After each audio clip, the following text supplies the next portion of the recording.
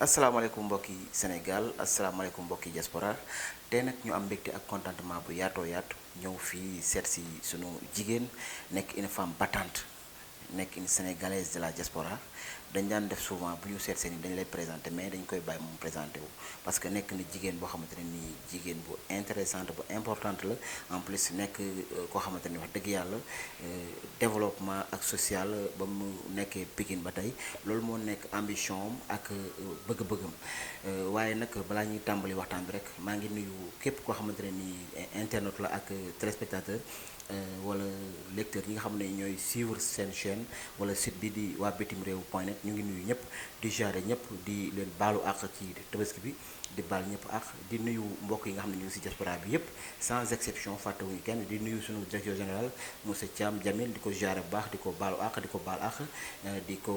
ñaanal tamit yàlla gën a dëgëral ay mbiram ba nga xamante ne lépp li nga xam ne mu ngi koy namm yàlla def lu sut njortam ñu ngi leen di nuyu bu baax di leen jaare bu baax dañuy ñëwaat rek suñu invité bi muy Abibatou Ly. may nuyu nag sama mbokk sénégalais yëpp di nuyu waa diaspora di leen wax ñoom ñëpp déwénati di ñaan yàlla mu fay ñu fekk ko at yu bëree bëri may ñu wér ak wérle donc di rafetul rek ñëw bi ngeen ñëw déplacé wu tey ñëw seet si ma macha allah merci. jërëjëf comme ni ñu koy defee saa su ne bëggoon nañu rek ci lu gàtt nga daal di présenté wu wax ñu kan mooy Abibatou Ly. waaw pour wax ci sama bopp nag dina metti man may Abi Ly di doomu Sénégal yàgg nag Hollande nekk fa di liggéey man ak sama njaboot di liggéey ci santé mais comme li ñuy wax rek picc ngi ci kaw mais xelam a ngi ci suuf lépp lu may def rek maa ngi xalaat aussi ñi ma bàyyi ginnaaw muy bépp doomu sénégalais ci lu ma la mën a jàppale donc ma nekk nit koo xamante ne maa ngi ci social bi développement et tout pour rek jàppale sama ay mbokk yi nga xamante ne ñoom laa bàyyi ginnaaw ak ñi nekk ci diaspora bi aussi. dëgg la foofu la ñu tàmbalee maanaam ci développement ak social bi nga xam ne yaa ngi koy amal fii ci Sénégal ñu bëggoon rek ci bref nga wax ñu tey ban genre développement ak ban genre social ngay def ak souvent naka nga koy defee. social bi nag ni ma koy defee bi ma koy commencé damay ñëw ci bi may dugg ci Hollande. dama dugg ci Hollande am ay ambition li ma bëggoon yàlla jàppale ma ba ma yegg ci ma def sama formation am sama liggéey am stabilité donc ma commencé nag di dox ci li nga xam mooy social à partir de la Hollande c'est-à-dire organiser créer benn association bu ñuy wax Afrikaanse Vrouwenvereniging ma bokkoon ko ak yeneen africaine ñu doon commencé nag di sensibiliser suñu moroomu jigéen ñi nga xamante ne ñu ngi ci dëkk ba ci diaspora bi ñu leen motiver ñu gën a mën a dem wuti liggéey bañ a toog kër rek dem jàngi parce que possibilité yooyu ñu ngi fa woon pour jigéen ñi nga xamante ne aussi dañuy def circoncision dañuy wax je pense ñooñu aussi ñu leen di sensibiliser pour ñu bàyyi loolu ñuy def et tout donc foofu laa commencé ci li nga xamante ne mooy association dugg ci nag di ko def ngir yàlla ak yonante bi pour jàppale sama morom après ba ma paree foofu nag continuer dugg biir Sénégal commencé aussi di leen jàppale voilà su ma amee ay lits d'hôpitaux wala matériel yoo xamante ne ci hôpital yi la war a dem ma def tout ba nga xamante ne dina ñëw Sénégal ma jox ko ñi ko yellool chaise roulante yi aussi même chose jàppale daal sama mbokku sénégalais yi voilà donc ak jigéen ñi nga xamante ne ñu ngi fële ci Pout aussi jigéen yu am jom ñi nga xamante ne les mamans des enfants handicapés de Pout donc ñooñ tamit maa ngi leen di jàppale donc maa ngi yëngu daal ci lu bëree bëri pour jàppale sama ay mbokk aussi ci affaire santé bi aussi voilà. dëgg la am na solo comme ni nga ko waxee nga nekk femme di def développement tamit di nekk à l'étranger est-ce que c'est facile ak naka ngay organiser wu tey le fait que nga nekk bitim réew mais en même temps di def développement ak social fii ci Sénégal naka ngay organiser est-ce que yomb na ak naka wala dafa am ñoo xamante ni tey par exemple sooy def yooyu ñun ñoo lay jàppale da nga am équipe. su ma xoolee jàppale bi du ma ne yomb na metti na trop parce que des fois ñu woo la par exemple ne la matériel am na fi par exemple dernièrement ñu nga proposé 56 lits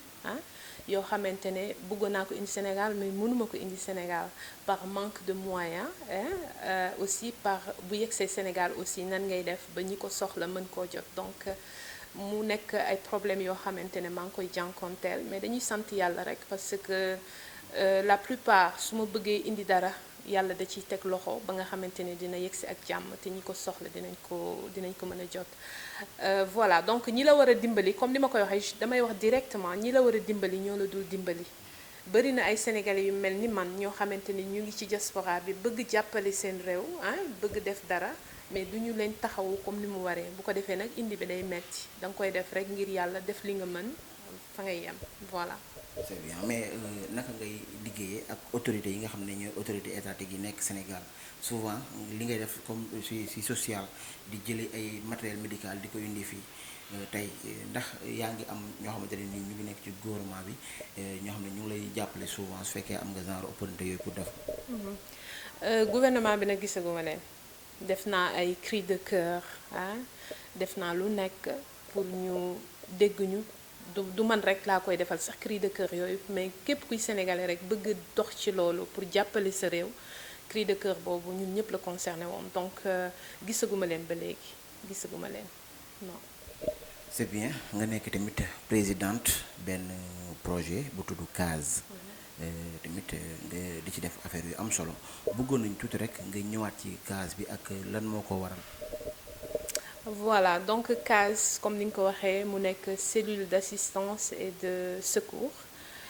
projet la boo xamante ne bi ñu defee ay recherche ba pare bi ñu gëstoo ba pare ci li nga xamante ne mooy sensibilisation bi jëm ci réanimation quels sont les gestes de premier secours dañu ci jàngat que ni sénégalais bi la plupart des sénégalais duma généraliser nag am na ñu ko xam mais am na ñoo xam ñi ko xamul ñoo ëpp bokk. am na ñoo xamante ne xamuñu exactement lan nga war a def bu fekkee ne nit ki mu ngi am malaise donc loolu moo tax ñu taxawal li nga xamante ne mooy CASE boole ci aussi bëgg sensibiliser la population ci yenn pathologie yi bëgg imposer aussi mu nekk loo xam day dem ba nekk culture boo xamante dinañ ko jàllale ci télé yi dinañ ko jàllale fépp ba nga xamante ni képp kuy sénégalais rek di nga xam lan mooy les gestes de premier secours ba nga xamante ne kër gu nekk aussi dina am ñoo xamante ne dinañu mën a wallu seen ay morom ñi nga xam ñu ngi def malaise ci kàttanu yàlla. c'est-à-dire yaa ngi wax sànq ne agent de santé nga fi nga nekk da ngay liggéey ci santé est-ce que nekkul ne loolu moo la motiver ba nga teg projet bi ak tey bëggoon nañu xam seen projet bi fu mu toll actuellement nii. damay daanele fi nga jeexale mooy damay commencer fi nga jeexale mooy que ni projet bi fu mu toll projet bi déjà sécuriser nañ ko. ñu ngi ciy dox ñu ngi jéem a xool nan lañ koy médiatiser jaar nañu TFM ak yeneen télévision pour jéem ko médiatiser pour mu nekk un cri pour que autorités yi aussi fekk si ñu ci projet boobu nga xamante ne dañ ko taxawal ba léegi nag déggaguñ leen ñu ngi am yaakaar que ni dinañ jot ci projet bi dinañu contacter ba ñu ànd ak ñoom liggéey beneen bi mooy que ni lan nga ma laajoon sax en tant que nekk est-ce que nekkul li nga nekk agent de santé moo tax moo la motiver ba nga créé projet bi. ok voilà c'est tout à fait normal parce que dañu nekk ay doomu sénégalais ñu dem bitim réew jàngi donc li ñu jàng rek moom la ñu bëgg a partager ak suñu ay naatonge yu nekk fii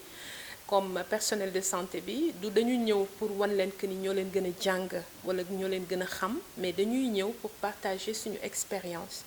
parce que boo xoolee aussi ci problème yi fi amoon au niveau de Louga yi amoon aussi Kaolack la je pense donc Tivaouane voilà donc mu nekk ay cas yoo xamante ne vraiment ñun peut-être bu ñu partager suñu expérience ak suñu collègues yi nekk fii changement dina mën a am donc yooyu yëpp ay opportunités yoo xamante ne ñun dañ koy teg donc dañ leen di tàllal loxo pour ànd ak ñoom liggéey voilà.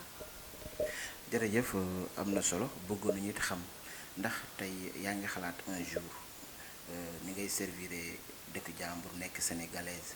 di liggéey bu am solo ba am idée wu ne xalaat ne expérience bi nga war nga ko partager ak doomu sénégalais yi est-ce que yaa ngi xalaat ëllëg ñëw indi sa xam-xam ak sa expertise pour jàppale Sénégal xam nañ ne wax dëgg yàlla santé bi tamit on a besoin de personnel yoo xamante ne ni tey yu am dayoo lañ ci réew mi parce que yu bari demande bi mu ngi fii quoi. non loolu la CASE boo gisee ñu taxawal ko aussi mooy dañoo bëgg ñëw liggéey fii ci suñu réew parce que loo xamante ne rek commencement la projet bu ndaw la boo xam ne dañ ko taxawal te suñu ay ambition mooy ñu dem ba mu nekk à long terme ba ñu taxawalaat yeneen projet yoo xamante ne vraiment sénégalais bu nekk di nga ci gis sa bopp lu ci mel ni communication bi au niveau des hôpitaux ak postes de santé ñu améliorer ko ak ay produits yoo xamante ne dañ koy indi tegal leen ko ne leen lii ak lii lañ leen di proposer voilà donc ñu ngi ciy dox en fait voilà. c'est bien tey bëggoon nañu tamit nga wax ñu fan la toll ak quels sont vos projets à l'avenir te lan nga xamante ne ni tey CAS mu ngi koy waajal tey li nga xam ne yéen a koy bëggoon pour def ko ci seen avenir quoi. CAS nag mu ngi préparer benn sortie bu am solo ñu fas yéene ko def au mois de décembre mu nekk caravane médicale ñu fas yéene ci ànd ak suñu ay collègues médecins yu nekk fii infirmiers personnel de santé bi yëpp ak aussi ñi nga xamante ne ñooy étudiants yi nekk en médecine ñu ànd ñun ñëpp ci caravane boobu wàcc ci région yi dugg ci biir kër yi tase ak association yi sensibiliser leen non seulement ci quels sont les gestes de premier secours mais aussi sensibiliser leen ci pathologie yu bëri bëri donc loolu mooy événement bi nga xamante ne ñu ngi koy préparer mu nekk lu am solo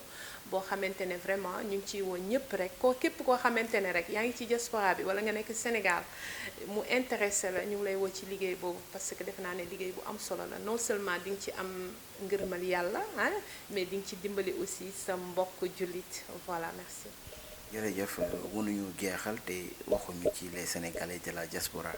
ñu gisit ne yow nga nekk sénégalais de la diaspora tey naka nga gisee taxawaayu sénégalais de la diaspora vu que li nga def nii rek benn acte la. tey souvent ñun dañuy wax ne ay jàmbaar lañ parce que kër yu bari les sénégalais de la diaspora ñoo ko yore ak yeneen yoo xamante ni yëpp yéen a ngi koy def ci Sénégal. nekk loo xamante ne ni kenn du ko naatale tey sa mbokk yi nga xam ne ñu ngi ci diaspora bi di la déglu di la xool di la seetaan tey lan nga leen di wax ak lan ngay wax à l'endroit de la diaspora. li ma leen di wax rek mooy que ni tout d'abord dama leen di féliciter parce que ay jàmbaar lañu les sénégalais de la diaspora ku ci nekk yaa ngi def li nga mën xam nañ ku ci nekk xam nga ne sénégalais fu mu nekk la muy wone mooy jàmbarte. liggéey kenn du leen dégg ci lu ñàkk fayda ñu ngi def di wut lu ñu yóbbu seen réew donc loolu rek fierté la donc lu may def mooy que ni féliciter leen ci seen taxawaay ci diaspora bi mais aussi di leen wax rek que ni nañu gën a góorgóorlu ci lépp loo xamante ne ñu ngi koy dox muy pour diaspora wala muy pour Sénégal nañ ci gën a góorgóorlu voilà mu ngi noonu. dëgg la xanaa rek. balaa ñuy kii bëggoon nañu rek nga wax tey sa dernier mot ainsi que li nga xam ne tey amoon nga yéene wax ko te peut-être que question yi yeggu fa ak ban message ngay lancé tey sénégalais yi nga xamante ni indi nga leen projet bu am solo bi nga xamante ni wax dëgg yàlla ci askan wi la jëm ci réew mi la jëm ci sénégalais la jëm. voilà li ma ciy wax rek lenn la moo di bëggoon naa ñëwaat aussi ci li nga xamante ne mooy projet CAS bi. parce que dafa baax aussi ma indi ci leeral bu baax boo gisee au niveau du Sénégal daf ci bëri ñoo xamante ne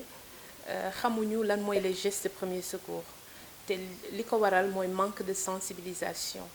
da ngay gis nit ki nga xamante ne mu ngi am malaise li ñuy njëkk a def mooy dañ koy yëkkati. or am na ay gestes yoo xamante ne c'est très simple nit ki bu ko defee ci kàttanu yàlla. mën nga réactiver këru nit ki wala mën nga ko sauver ci loolu mu nekk di malaise boobu mu nekk donc mu am solo ñu wax exactement lan moo yëkkati CAS li ko yëkkati mooy suñu objectif mooy famille bu nekk fii ci Sénégal nga xam lan mooy les gestes de premier secours ñi ci bureau yi aussi ñu xam ne que ni am nañu droit am ay training wala ay formation ci geste de premier secours parce que képp ku ci sa collègue tëdd di nga xam bu boobaa lan nga war a def ñi nga xamante ne ñu ngi ci association culturelle yi comme kiiwu nawetaan yi aussi ñoom it ñu xam exactement lu bëri ci li nga xamante ne mooy geste de premier secours mais ñu xam aussi ci li nga xamante ne mooy pathologie ki nga xamante ne mu ngi am crise épileptique lan nga war a def nan nga ko war a taxawoo loolu tam dafa am solo ñu seetlu aussi que ni bëri na ñu fiy def AVC te AVC dafa nekk loo xamante ne comme ñaari forme yi ñuy wax benn bi mën nañ la sauver à temps pour éviter séquelles yi voilà nga bañ a nekk paralysie dootoo mënati dara ça dépend ci minutes yi ngay toog bi ngay def AVC dafa baax sénégalais bi xam ko donc boo gisee case nag loolu rek moo ko yëkkati ñu fas yéene ko doxalee noonu nag jàppale suñu mbokk suñu collègue ñi nga xamante ni ñoo nekk ci santé bi comme dama koy répété waat ñëwuñu pour wan leen ne que ni ñoo leen gën a xam wala ñoo leen gën a mën mais dañoo ñëw rek tàllal leen suñu loxo pour ànd ak ñoom liggéey bu rafet pour lépp rek sénégalais yépp gis ci seen bopp voilà. ok merci beaucoup xanaa nga tàggoo rek sa mbokku diaspora yi nuyu leen ak naka nga gisee tamit chaîne bi di waa bitim réew nga xamante ne nii mu ngi ñëw di jege les Sénégalais la diaspora ñi nga xamante ni tey ay Sénégalais la diaspora yi am solo jóg pour liggéey seen réew comme ñu mel ni yow wax dëgg yàlla une brave femme tey lan ngay tàggoo sa dernier mot ak lan ngay wax sa mbokk yi nga xam ne ñoo lay seetaan sa dernier mot. voilà donc damay commencer ci yéen rek parce que le fait que ngeen ñëw fekk ci ma fii ah toog ak man di waxtaan loolu rek fierté la dama ci kontaan bu baax a baax donc may remercier waa bitim réew chaîne bi di la remercier yow Ale ak ki nga xamante ne aussi moo ñu jiite muy Jamil nekk fële ci Belgique di remercier aussi caméraman bi donc kontaan rek voilà parce que ñun lii rek la ñu mën dañuy ñëw ak suñu ay projet dañ leen di soxla pour ngeen fësal aussi li ñuy def ba nga xamante ne aussi nit ñi dinañ ñu mën a contacter ba ñu mën a ànd liggéey donc merci beaucoup voilà. jërëjëf merci beaucoup Abibatou merci beaucoup mbokku internet yeeg ñi nga xam ne ñooy safo di seetaan seen waa bitim réew ñu ngi leen di gërëm bu baax voilà c'était ça Abibatou lii mu nekk une grande dame. boo déggee mu wax rek nga xam ni boroom xam-xam moo doon wax waaye tamit nit ku humble nit ku am fulla waaye tamit nit ku bëgg réewam di yëngu ci social gis nga yu bare bari yi nga xam ne mu ngi koy def di ñaan autorité étatique yi ñu taxawu ñi nga xam ne ñu mel ni moom di jóge bitim réew am yéene lépp lu baax lu fa gis bu ko indi seen réew ñu taxawu leen jàppale leen bu baax a baax ñu ngi koy sàkku ci jiitu réew mi di ko sàkku ci autorité yi nga xam ne ñoo nekk ci département bi mu nekk ni muy Pikine waaye tamit di wax rek ni tous les Sénégalais de la diaspora wax dëgg yàlla Abi mii référence la tamit ñu mel ni moom mën li muy def war nañu xool ci moom def li muy def en tout cas ñu ngi gërëm ñëpp. nga may ma rek ma dama fàtte sama jigéen ñu ñaawul ñële nekk ci Pout vraiment dama leen respecté dama leen naw ndax mooy crèche bi may wax léegi crèche des enfants handicapés de Pout bi ñu fi ñëwee la dernière fois ak FSD dem nañu seeti leen. mu nekk ay xale yoo xamante ne yàlla da leen teg nattu seen yaay yi aussi jëkkër yi bàyyi leen ñu nekk di ñefe di góorgóorlu bañ a tàllal loxo bëgg liggéey ma taxaw leen woon nag ci benn microfinance bu ndaw bi ma fa demee keroog dama yegg si rek jubal ci ñoom mais ba ma fa demee dama kontaan ñu nekk fierté pour man ndax la ma leen joxoon ñu ciy liggéey doublé nañ ko ba di ci def leneen muy jaay omo jaay lu nekk ñu ngi koy def dematuñu ci tool yi ñu leen di fay 1500 ku ci nekk yaa ngi liggéeyal sa bopp donc ñu nekk fierté pour man donc ma wax ci ñoom aussi dama ci kontaan donc ma leen di nuyu bu baax a baax di leen wax rek nañu continuer yoon bi ñu jël noonu la macha allah lépp dina baax incha allah voilà merci. jërëjëf Abi jërëjëf maa ngi nuyu sama technicien bi Omar di gërëm tamit sunu DG du ma taay di ko gërëm mi monsieur Jamil Thiam di gërëm ñëpp di sant ñëpp incha allah di leen jox dig daje incha allah beneen yoon ak beneen invité jërë ngeen jëf.